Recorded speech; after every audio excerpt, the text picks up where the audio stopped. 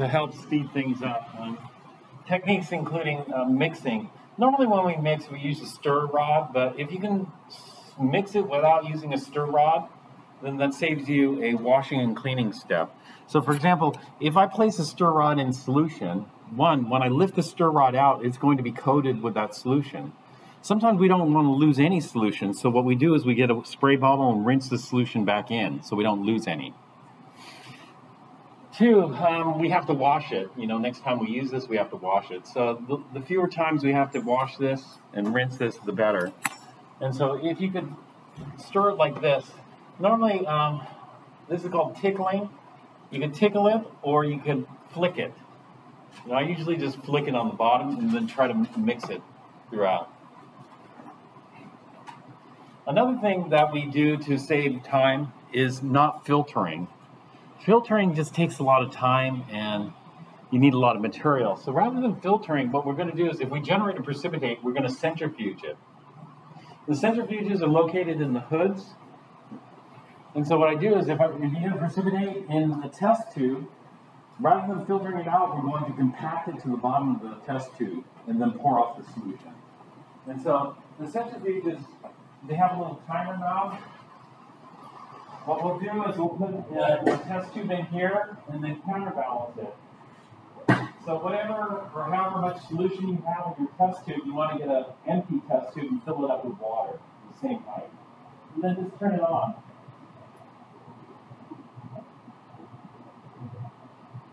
You listen to it, and once it hits maximum RPM, the pitch doesn't change. This is pretty quiet. And once it hits maximum RPM, then just rotate the timer off. Like that. And then we can break this gently by applying a little bit of pressure to the black grain here. You don't want to break it to an abrupt stop, but you can just slow it down gently, to a gentle stop. You can slow it rapidly, but don't let it abruptly stop. Otherwise, it would agitate the precipitate. Require another centrifuging. All right, so what we'll do is we'll compact the precipitate. Now, when we compact it to the bottom of the test tube, we're going to have the precipitate and the decantate.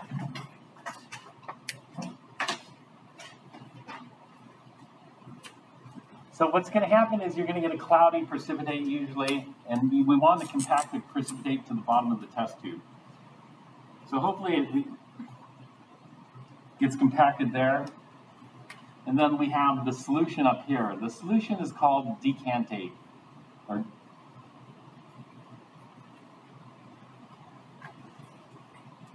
Or the, what else is it called?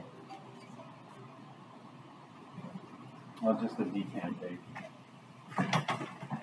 Okay, so what we're going to do is we're going to pour off the decantate. And so you'll just tilt this and pour it off, but sometimes it's difficult. Sometimes the precipitate's not well coagulated, and sometimes there's some precipitate up here stuck. If you have really tiny crystals, the tiny crystals have a hard time breaking through the surface tension of water. And so if your precipitate is not coagulating nicely, one trick that people do is to boil it in a water bath. So you can set up a hot water bath here, and then put it in to the hot water bath and get it boiling or close to it, and that will help coagulate the particles and make bigger clumps, heavier clumps that settle better to the bottom. So that's a trick you can use. All right, so what we're going to do is there are two methods of removing the decantate. One is just to pour it. We pour it into a new empty test tube. Or two, we use a pipette. And usually you use the plastic pipettes unless you have a long one like this. These glass pipettes don't work as nicely. There's some clean plastic pipettes in the back corner of the lab.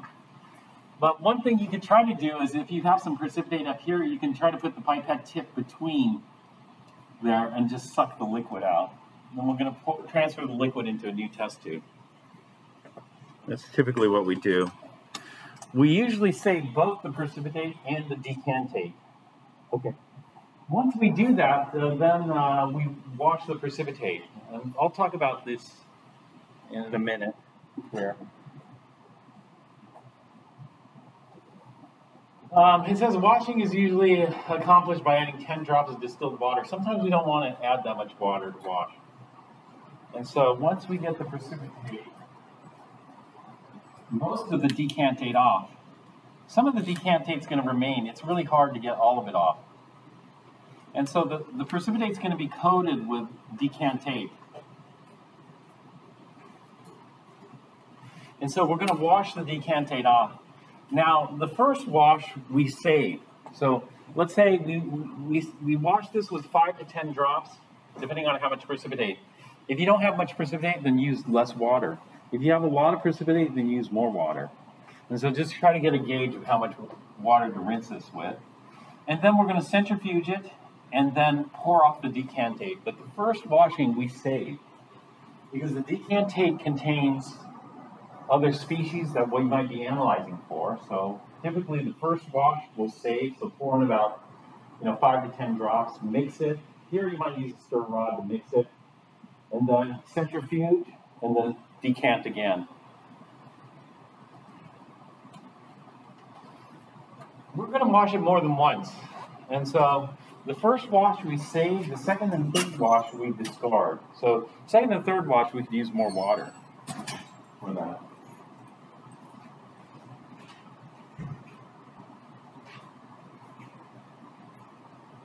Sometimes we test acidity or basicity, and we just use litmus paper. We don't put the litmus paper directly into the solution. What we do is, in this case, we'll use a stir bar. Use a stir bar to get some solution, and then just tap it on the litmus paper. Red litmus turns blue if it's basic. Blue litmus turns red if it's acidic. Heating solutions, I talked about that. Here, we're not going to use a burner. We're just going to use a hot plate to boil water.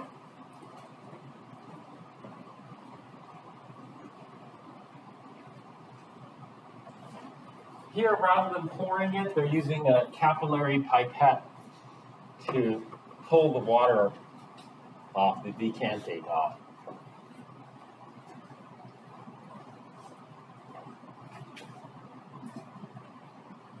So those are some of the techniques we'll use.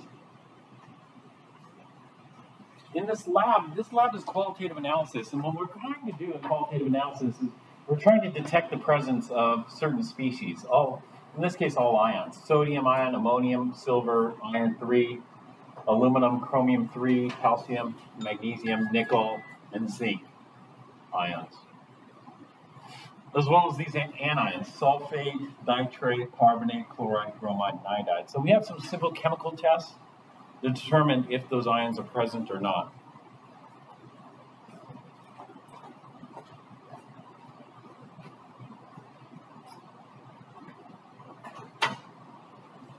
Let's see some of the chemicals that we're working with in this particular lab.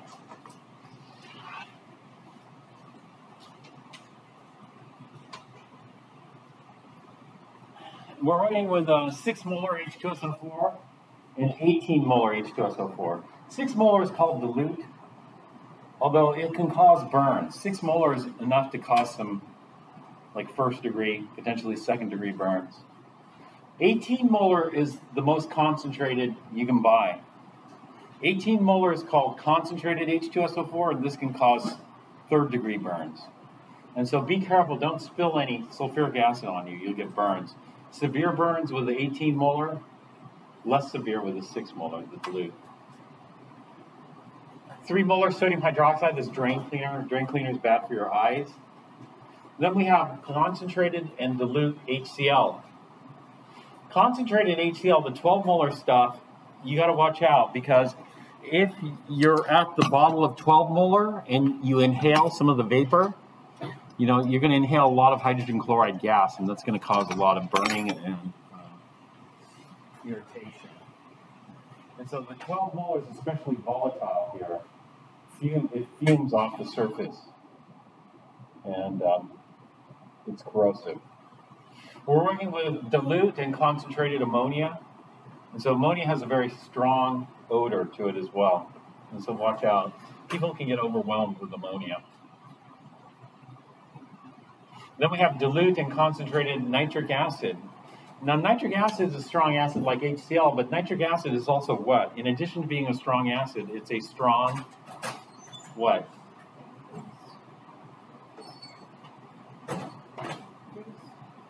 Not base, not base. It's an extremely weak base. Nitrate is extremely weak. It's so weak, we don't even consider it basic. We consider it neutral. It's acidic because of the H+. The nitrate itself is pretty much neutral. I'm going to talk more about acid-base properties tonight in tonight's homework session, since that's what this section we're on. If you can make it. If not, there's recordings, you know, for the video. I'm sorry? Is nitrate too weak to be basic in water? Too weak to be basic in water, exactly. So, in addition to being a strong acid, nitric acid is also a strong oxidizer. Yeah. It's a powerful oxidizer, so you got to watch out. 16 molar nitric acid is very dangerous. And then we have ammonium chloride, 3% hydrogen peroxide's household. This is a pretty good oxidizer as well, but it's not too concentrated. Then we have this potassium hexacyanoferrate 2. This one, although it has cyanide, is not like, it's not like potassium cyanide. Potassium cyanide is very dangerous. These cyanides are pretty strongly bonded to the iron, so we don't worry too much about it. We have an aluminon reagent. Aluminon reagents is just a dye. We put a drop of aluminon just to color things. Aluminon is located in the hoods. There's dropper bottles in the hood of aluminon. And then we have 1% dimethylglycine. The DMG, we call this for short. The 1% DMG is also located in the dropper bottles inside the hood. Then we have barium chloride, ammonium oxalate. Oxalate causes kidney stones. Barium is a heavy metal, by the way. It's a group 2. It's a heavy metal. Although, you know, barium sulfate, I've had many barium cocktails, but barium sulfate's insoluble, barium chloride's soluble. So this is quite a bit more toxic than barium sulfate. We have magnesium reagent. Magnesium reagent's also a dye, and the magnesium reagent's in the dropper bottle inside the hood. We have iron 2 sulfate, or ferrous sulfate. Ferrous sulfate, it says stabilized with iron wire and 0.01 molar sulfuric acid.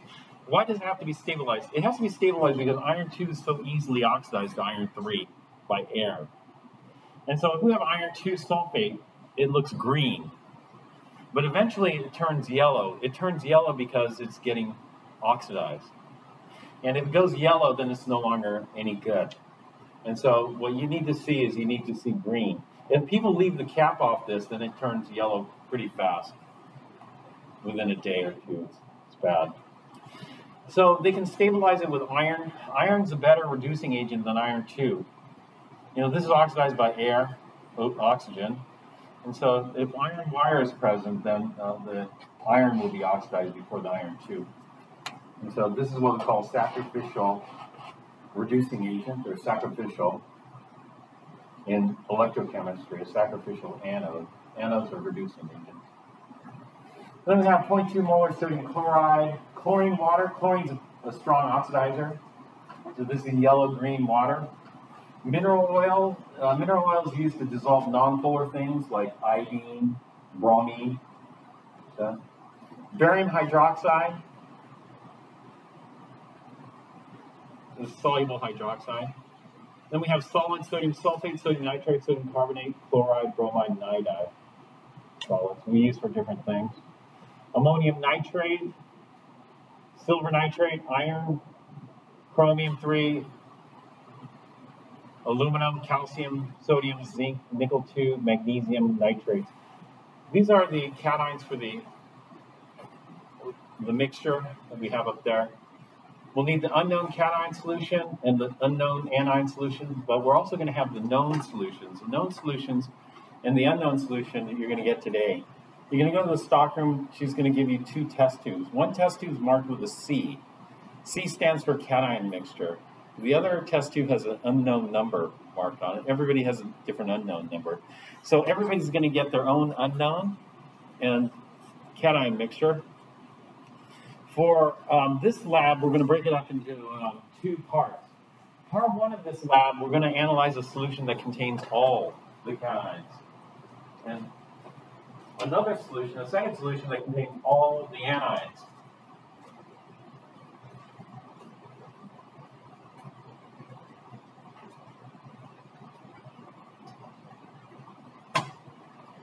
Which is called the known solution. So the known solution is going to contain 1, 2, 3, 4, 5, 6, 7, 8, 9, 10 cations, all of them. And so the known solution you're starting today, you should test positive for each of these. That is, you should get some kind of confirmatory result of these. In a separate solution, we're going to have all the anions: sulfate, nitrate, carbonate, chloride, bromide, iodide. We can't have a solution that contains all the cations and all the anions because, for example, chlorides, bromides, and iodides of silver are insoluble. So if we had silver, these 3 would precipitate. Also, the carbonate would precipitate, and maybe the sulfate. Sulfate's borderline. If we had sulfate, then calcium would precipitate here. If we had carbonate, then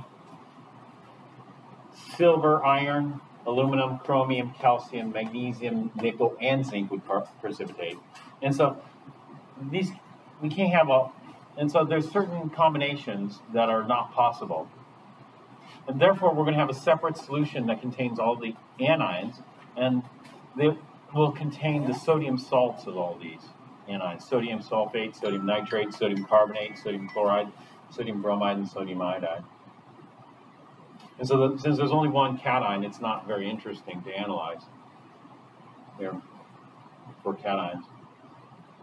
Your unknown, though, will have a mix of cations and anions in there.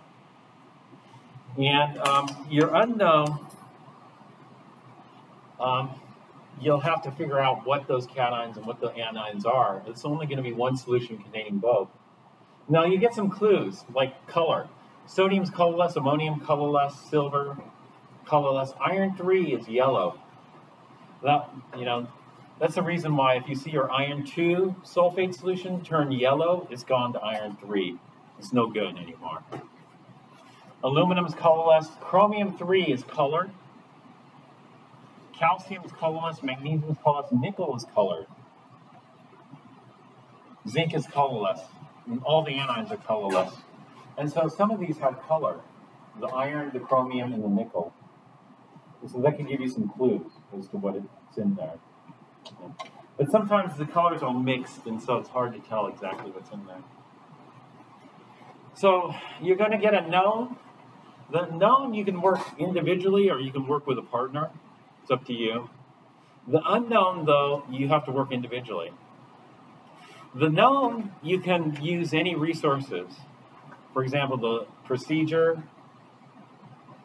i.e. the handout, your notebook, whatever. For your unknown, you have to do this entirely from your lab notebook. And this is a test for 2 things. One, when you write your observations, you should write enough detail that you can repeat the experiment just as you did it. And so you should have adequate observations in there, enough that you can repeat the experiment. And 2 is kind of a test.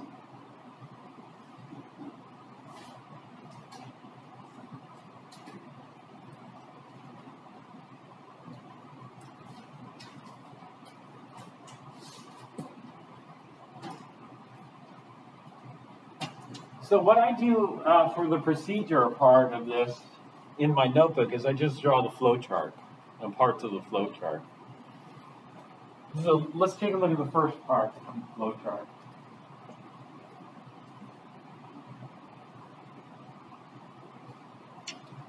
Okay, we're starting off with procedure 1.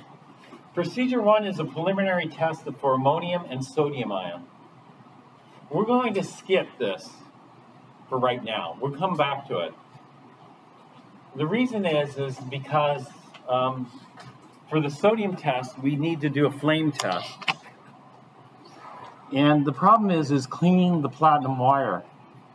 Sometimes the platinum wire is so difficult to clean, it takes people like 45 minutes to clean it.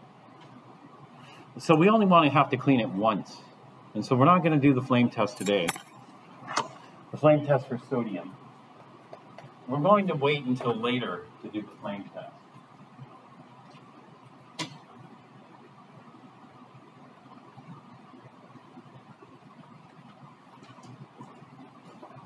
So when we go to test for calcium, we'll do calcium first. We'll clean it. Hopefully it doesn't take us 45 minutes to clean it. And then we'll test for calcium and then test for sodium afterwards. So we'll do it at once. Otherwise, we'd have to clean it, test for sodium, and then once we're here, we have to clean it again and then test for calcium. It takes too much time because you have to return the wire. So we're not checking out the wire today.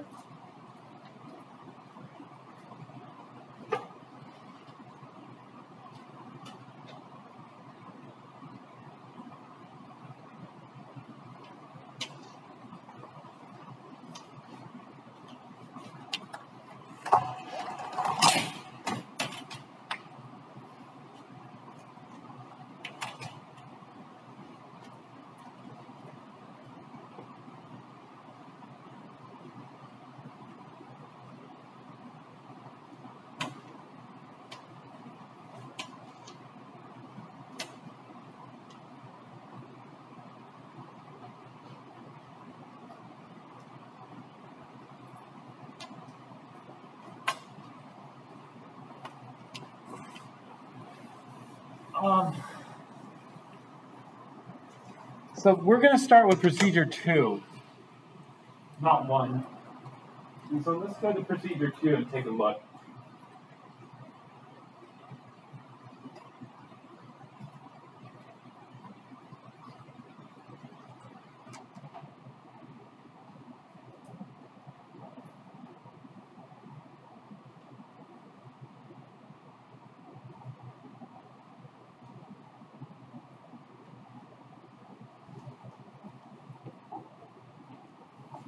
So if I read procedure 2, it says place 10 drops of the original solution to be analyzed in a small test tube. Add 5 drops of distilled water. We're going to use the larger test tube, not the smaller test tube.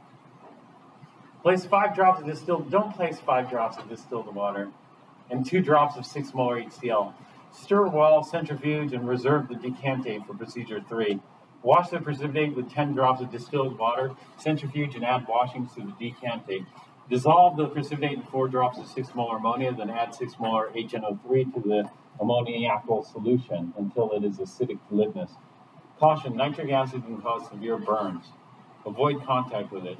If you come in contact with it, immediately wash the area with copious amounts of water. A Curdy white precipitate of silver chloride confirms the presence of silver ions.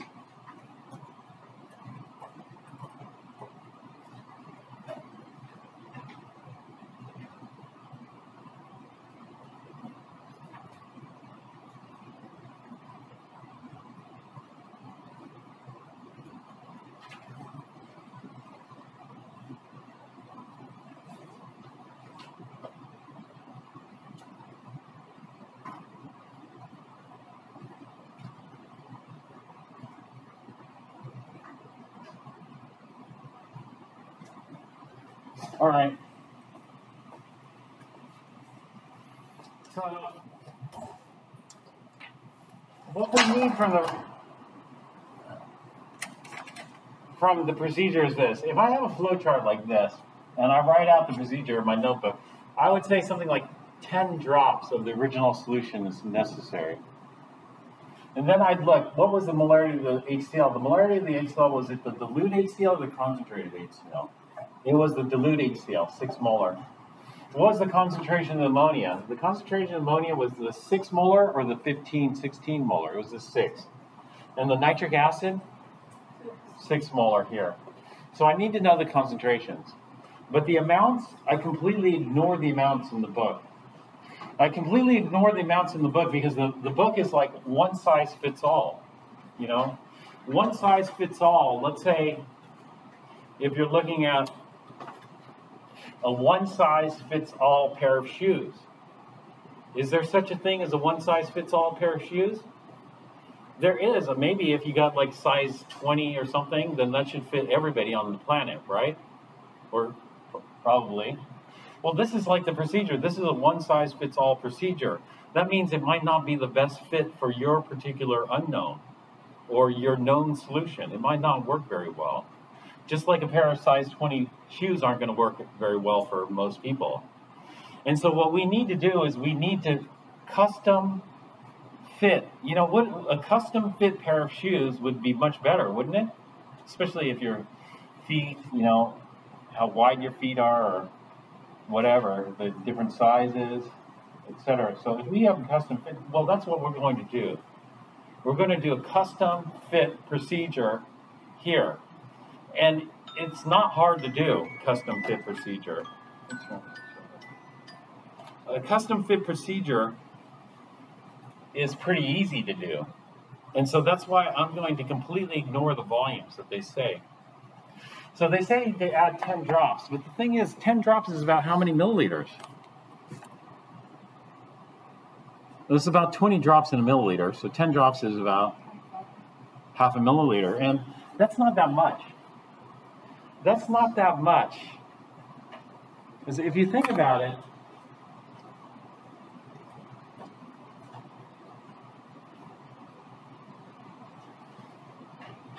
we have to accomplish the entire flow chart with that 10 drops. What happens, unfortunately, is this.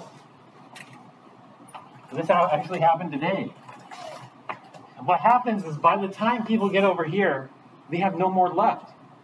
You know, they started off with 10 drops. Okay, great, I have all the cations there. But they lose a little bit here. They lose a little bit there. And so by the time they're here, they look, there's nothing in there. It's all gone. They've lost it all. Right? And so, on the one hand, I think 10 drops is too little. I'd like to use more. The more we use, the easier it is to detect. You know, if you're trying to detect trace amounts, it's very difficult. You don't see much. And so I would recommend using way more than 10 drops. But the problem is, if we use way more than 10 drops, our test tubes don't have enough capacity. And this means that if you use way more than 10 drops, you're going to have to be using, rather than one test tube, you're going to be using 3 test tubes. And then you're going to have to add everything to 3 different test tubes, or you switch to beakers. But if we switch to beakers, beakers don't fit in our centrifuges. Only these test tubes fit. And so, on the one hand, using 10 drops is hurting us. On the other hand, if we use way more than 10 drops, it's going to take us a lot longer, and that's going to hurt us too, because we're going to have to do things in triplicate, you know, which is a hassle. And so it's a balance there. And so, in other words, I would definitely not use less than 10 drops, and I might go more than 10 drops, you know. And that's, in fact, I'd probably go like 15 drops here. Probably be better. You go 15 drops. And then, you know, it says add 5 drops of water. Why the heck would you add 5 drops of water? If you add 5 drops of water, what are you doing? You're diluting it. As things become more dilute, they're more harder to detect. So adding 5 drops of water is just hurting yourself. Why do it?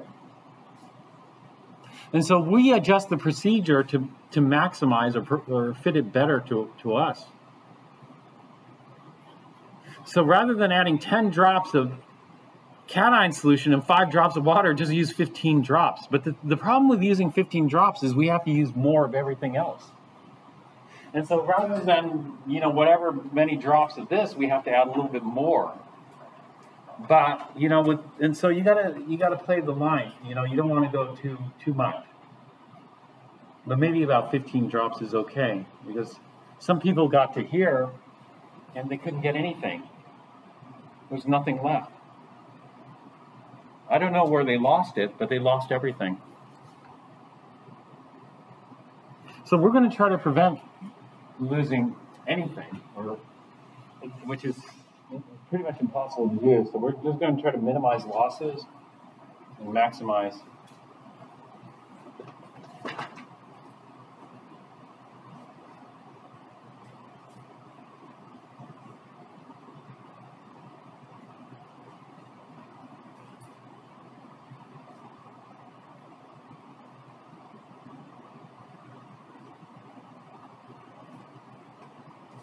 Okay, so you have like 10 to 15 drops of this. Now it says to add 2 drops of HCl. I don't bother with that. Instead, what I do is I add just the right amount of HCl. What is just the right amount of HCl?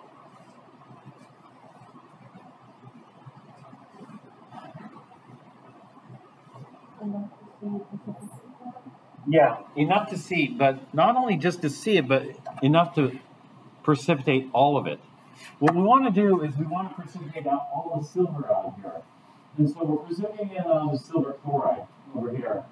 So we got to make sure we add just enough chloride to precipitate out all the silver. Just enough chloride to precipitate out all the silver. And so that's hard to tell, what the exact amount should be. Because what happens is it becomes extremely cloudy. And so as you're adding the HCl to this,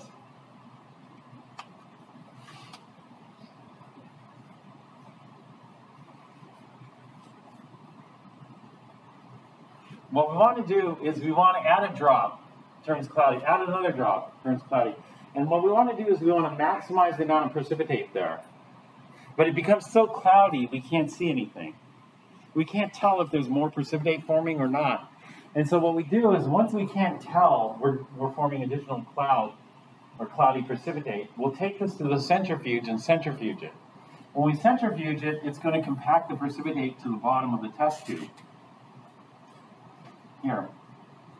If it doesn't compact it well, then you might try coagulating it by heating it up.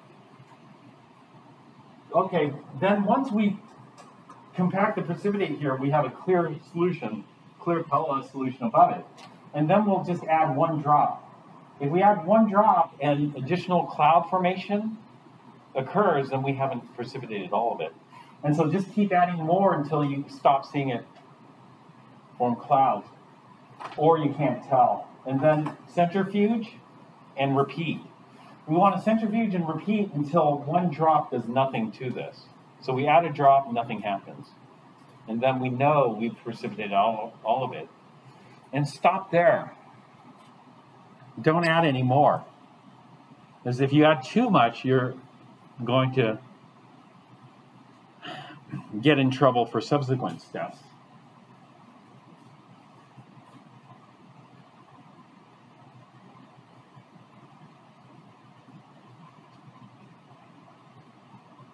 Okay? All right. So what we should have is we should have a precipitated silver chloride, which is this, a white precipitated silver chloride.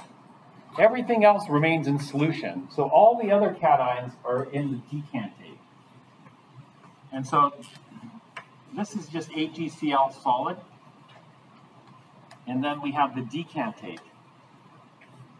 The decantate contains all the other cations. And so they call that the remaining cations here. Now what we have to do is we have to separate this into 2 test tubes. So we're going to leave the silver chloride in this test tube, and we're going to remove the decantate. We're either going to pour it off, or we're going to use a pipette to suck it out. And the problem is, okay, let's say I pour it off. There's a little bit of residual decantate at the bottom. And then there's decantate coating my precipitate. I don't want to lose any of my decantate because the decantate contains all the remaining ions, and I don't want to make my life difficult for detecting the presence of the remaining ions. And so what I'm going to do is this. I'm going to get as much of the decantate off as possible. And the little bit of residual decantate adhering to my precipitate, you know what I'm going to do with that? I'm going to wash it. That is, I'm going to put about 5, maybe 10 drops, 5 to 10 drops maybe less. Depends on how much precipitate I have. And so I'm going to put some water in here and then mix it up. Usually with a stir rod, you'd mix this up. And then centrifuge it, and then combine the first washing with the decantate. So if I wash the decantate off this, I want to combine it with my test tube full of decantate. Wait, so you said, so we're going to get our precipitate with the HCl, and with that precipitate, we'll have solution on top of that. So after that, we separate the two. So we're going to put this other solution inside another test tube. And then with our solid, whatever you want to call it, we're going to add more to it, and then centrifuge it again. We're going to add water. We're going to add water to it. Yeah, 5 to 10 drops of DI water. Okay. And then mix. What we're trying to do is we're trying to wash off the decantate of this. The decantate's contaminated with all those ions. So one, we're washing off the precipitate, but two, we also don't want to lose any decantate. So if there's some residual decantate, it's hard to pour all of it off. If there's some residual decantate here, we're going to add some more water to this, mix it up, and then centrifuge it, and then pour off the decantate into this test tube here. That way we don't lose any, because let's say if we don't recover the decantate here and we lose it, then we're going to have less for this branch of the analysis here. And so we're trying to minimize losses here. So, but we're only going to combine the first wash. We want to make sure that this precipitate is very clean. So to make sure this precipitate is very clean for subsequent analysis, we're going to wash it 2 more times usually. And the second wash, it doesn't matter. We could use lots of water because the second wash, we're just going to throw it away. And so second wash, you could use 10 plus drops of water, discard. Third wash, another 10 drops of water, discard. That's, because there could be trace residual contamination. And that trace contamination can cause problems in this analysis. If some of the decantate ions make it onto the precipitate here, then that can alter our results here, making it difficult to interpret. And so we want to get rid of those interfering ions, but they should be in trace quantities. We might think, why don't we just combine it with the decantate? Well, that's a good idea, but the problem is there's too much water, too little ions. And if we have too much water, the decantate solution grows in volume, and pretty soon we have to work with, 2, 3, 4 test tubes. We don't want to do. And so first wash, save. Second wash, third wash, discard. It's a pretty good idea to have a waste beaker at your counter. Okay, now the precipitate has to be clean. So this silver chloride's undergone 3 washings. So this silver chloride should be very clean. That's what we want. Okay, then what we're going to do is we're going to dissolve this in ammonia. Now, how much ammonia do I add? 6 molar ammonia.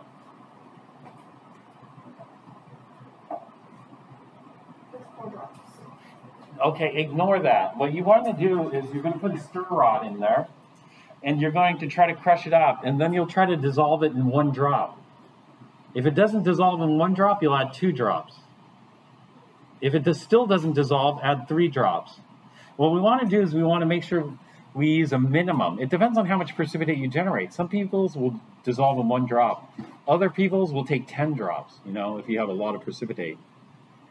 And so what we need to do is we need to add just enough to dissolve all the precipitate. There's no reason to test this with litmus paper. The purpose of adding the ammonia is to get the silver chloride to dissolve. So I'd skip the litmus.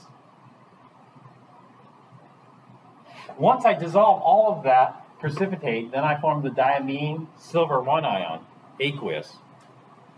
Okay, then I'm going to add nitric acid. Nitric acid is going to reverse that reaction I just did by consuming the ammonia, and we'll have a Le Chatelet shift back to the precipitate. So how much HNO3 do I add? you add enough to see a clear precipitation. We're not going to test this with litmus. We're just going to keep adding until we get our precipitate back. And then we can just add more to get more precipitate back. Okay, so if we see this, if we see formation of silver chloride, dissolving of silver chloride with ammonia, and then reprecipitating it, that's a positive test for silver ion. But then you might think, why do we have to go through all those steps? Why don't we just stop here? Because here we have white, and that should be silver chloride. That's true, but there are other white precipitates that form with chloride. In particular, lead and mercury. If we had lead and mercury, we'd form white precipitate here. So it could be silver, lead, or mercury chloride. But it turns out that lead doesn't form amine complexes, and mercury does not form amine complexes like this. And therefore, only silver forms the amine complex that will dissolve to do this. So this is what we call a confirmatory test. So we have silver chloride, then we confirm its presence using this sequence here. Okay, once we get this white precipitate reforming, then that's a positive test for silver ion in our original solution here. Okay, so that's the analysis of the clean silver chloride precipitate. What about the decantate? The decantate's over here. And what we're going to do is we're going to add some ammonium chloride, like 2 drops of ammonium chloride. That doesn't change. We'll just add 2 drops. And then we're going to add ammonia. For step 3A here, you need to use litmus paper because we do not want to add too much ammonia. What we're trying to do here is something very special. With the ammonia, ammonia is a base, weak base. Bases hydrolyze water to make hydroxide. And so the ammonia is going to hydrolyze water to make hydroxide, and that hydroxide is enough to precipitate out the +3 cations.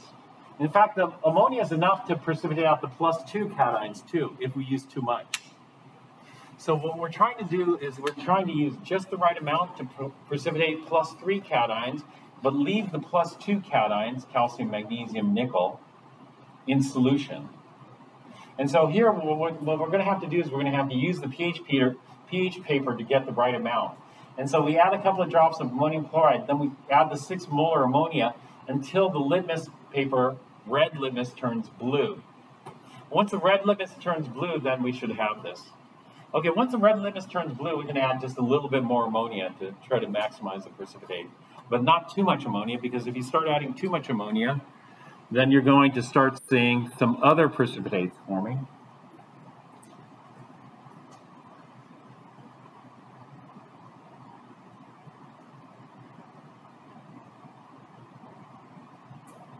The other precipitates being magnesium, nickel, and zinc hydroxides. And we don't want them. Okay, so once we have these precipitates are very low density. These are like kind of gelatinous, cottony precipitates, wispy precipitates. So these precipitates aren't so dense. So in this case, we try to maximize that, and then again, we're going to do a separation. The maximization here in this stuff is difficult because we can't add too much ammonia, but the more ammonia we add, the more precipitate we should get. All right, so we're going to centrifuge and then separate the precipitates. It should be a rust, gray, green, and a colorless precipitate from the decantate. So the same procedure goes here. Centrifuge, pour off the decantate and save it. And then the first wash of the precipitate will be combined with the decantate. The second and the third wash will be discarded. Maybe we'll just do 2 washes. I mean, one wash that's saved and 1 wash that's discarded.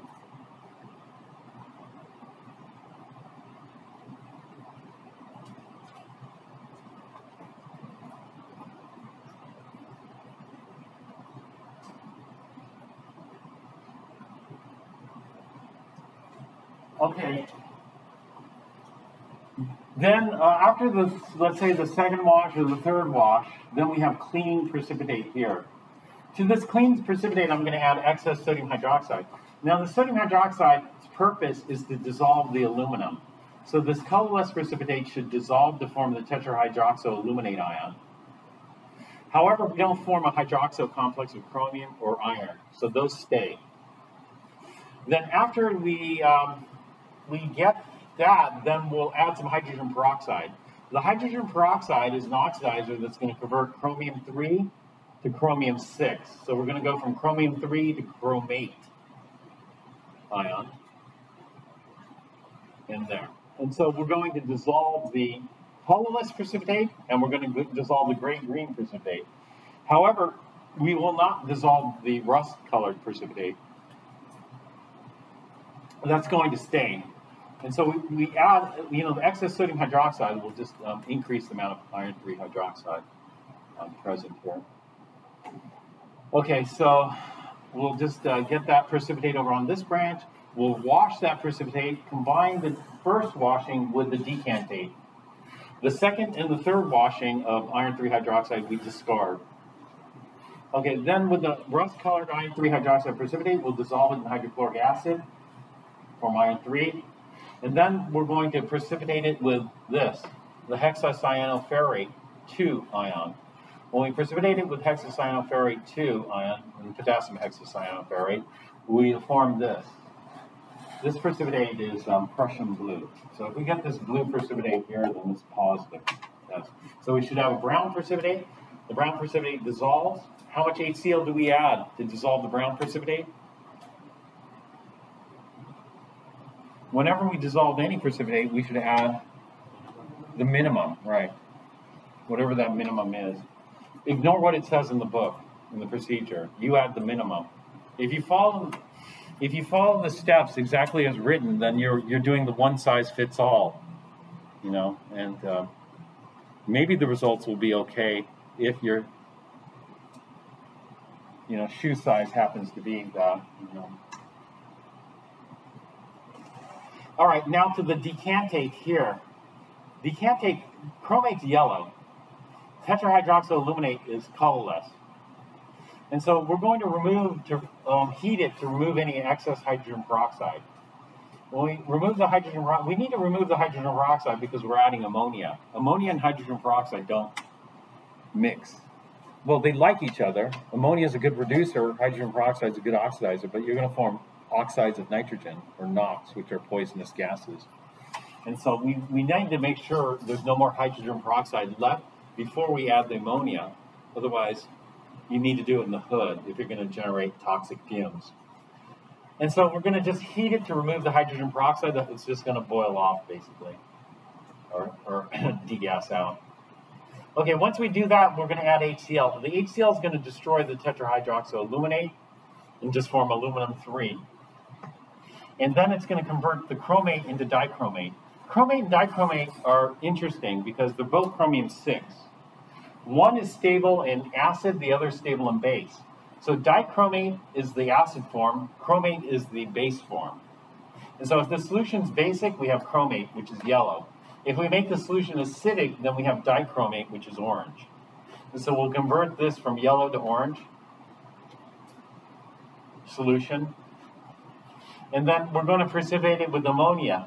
In this case, we aren't adding ammonium. Ammonium was there to prevent the pH from rising too high.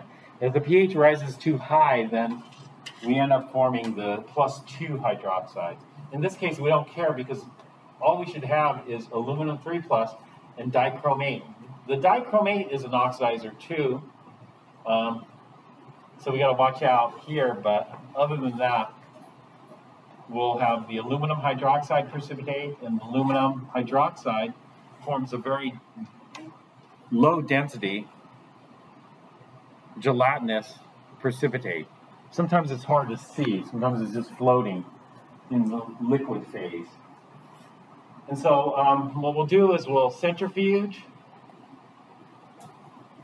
pour off the decantate, which should be yellow, wash, mix, centrifuge, pour off the first washing into the decantate, and then second washing, maybe a third washing is not necessary. Maybe you have very little precipitate at this point. Discard. And then we'll take our aluminum hydroxide, dissolve it in acid. And so we'll take a white precipitate, dissolve it in acid, we get a solution. And then we're going to repeat the precipitation, but in this case, we're going to repeat the precipitation using aluminon. Aluminon is a dye, and it's going to color aluminum hydroxide red. And so what we do is we add the aluminon and reprecipitate it using ammonia. When we reprecipitate it, it comes out red precipitate. Then we centrifuge it.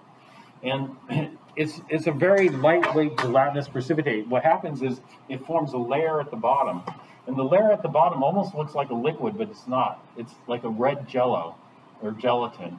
So this would be a colorless gelatin. We dissolve the colorless gelatin, add food coloring, and then get a red gelatin. The red gelatin is going to sit at the bottom of the test tube, and it looks like a red lake. That is, it looks like a liquid layer, but it's a gelatinous layer at the bottom. And so this is why they call it the red lake test, because it looks like you form a little red lake at the bottom of the test tube, a little red lake with a colorless liquid above it. Okay, with the chromate now over here, we can just add barium ions. Barium ions will give us a yellow precipitated barium chromate. So those are these branches here, and then there's this branch here with the decantate. So I'll talk about this next time, Thursday. So I'll stop here right now. Are there any questions? So we stop at 3B? No, you keep going. If you make it beyond 3B, keep going. Uh-huh.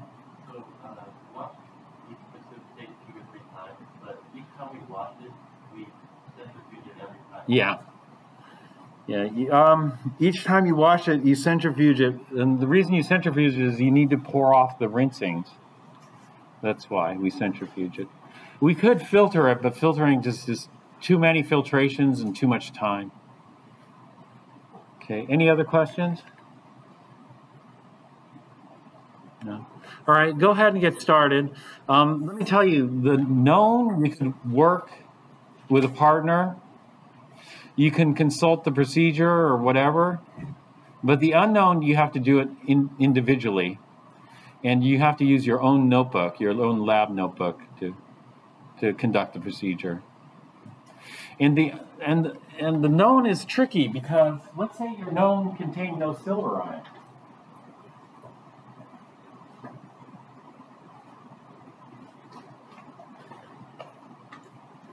Let's say your known contained no silver ion. So when you add the first drop of HCl, nothing happens.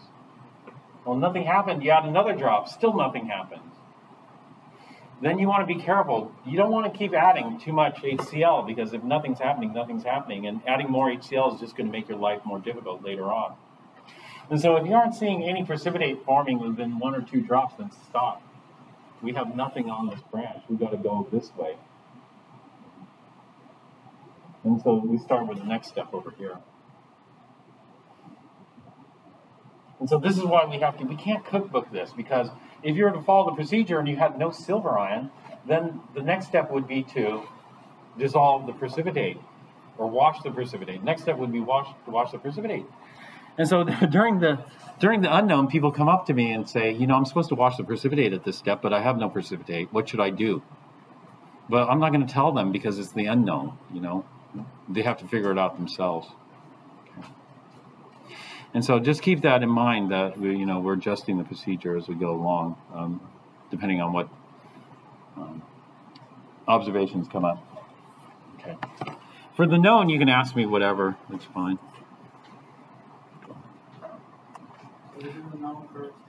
Yeah. Go through the known first, and then after you're done with that, start the unknown. You'll do one or more unknowns. Uh-huh. No. Then we have 6 lab periods for this. So we have a lot of time. Uh-huh. This is one of the flow charts for the known. After we're done with this flow chart, then we have the ammonium chart, the sodium ion chart. It's pretty simple, just 1 or 2 steps. And then we have the anion flow chart.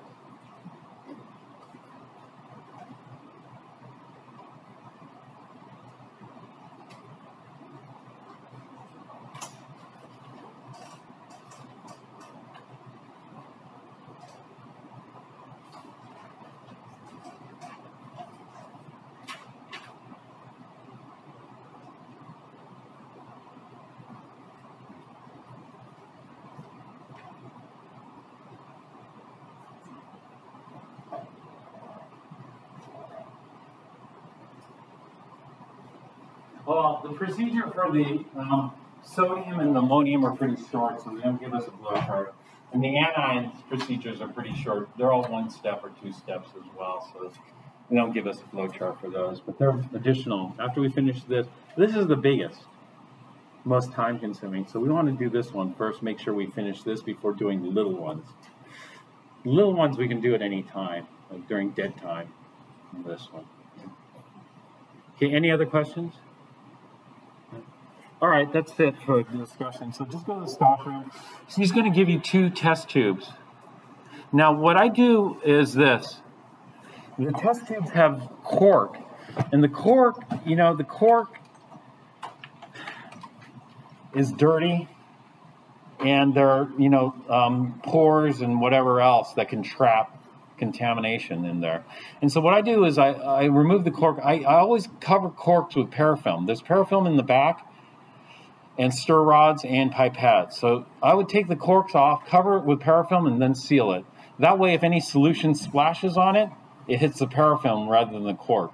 Already today, some people tilted this. Their solution touched the cork and started to precipitate. So there's definitely some kind of contaminant on the cork.